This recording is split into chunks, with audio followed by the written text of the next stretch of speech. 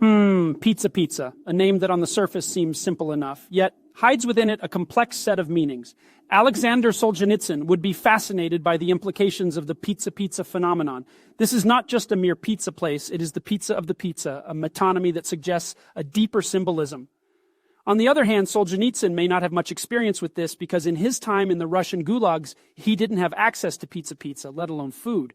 But why am I even talking about this? I still need to choose what to order. Thin crust or thick crust. The choice is not just about texture or taste, but represents a fundamental decision between the extremes of sacrifice and pleasure. Thin crust represents a willingness to sacrifice, while thick crust represents an indulgence in pleasure. I'm going to go with thick crust because it represents an assertion of my individuality, a rejection of the societal pressures made by the Marxists that tell me to be moderate and give up my hard-earned portion. It's like the leftists want us to be these weak and flimsy thin crusts, but I won't be controlled by their oppressive ideology. I'll choose the thick crust because it reflects my desire to assert my dominance over the world, to embrace the pleasures of life, and to live without fear of judgment or condemnation.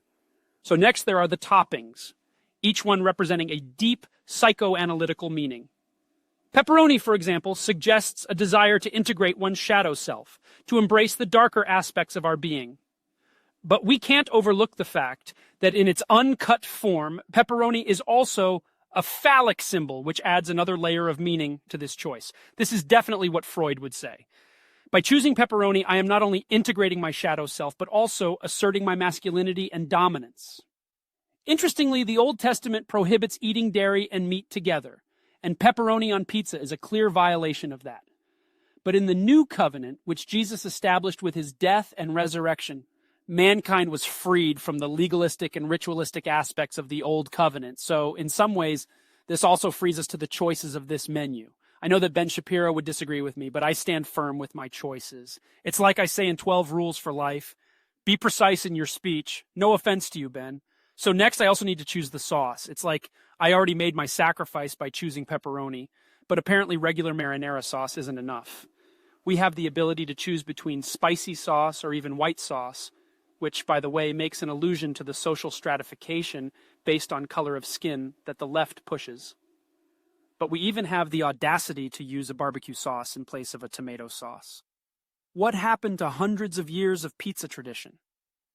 Are we really so arrogant that we think we can uproot the role of tomatoes in the sauce without suffering dire consequences? It's like, no!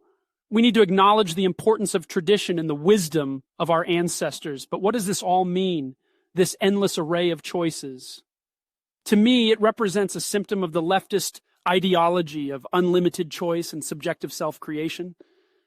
It's a reflection of the postmodern ethos that permeates our society, the idea that there are no objective truths and that everything is a matter of personal preference. It's like we're heading to a dark, dark place, man. So let the leftists have their thin crust, their pineapple, and their unlimited choices. I'll stick with my thick crust and pepperoni. Thank you very much.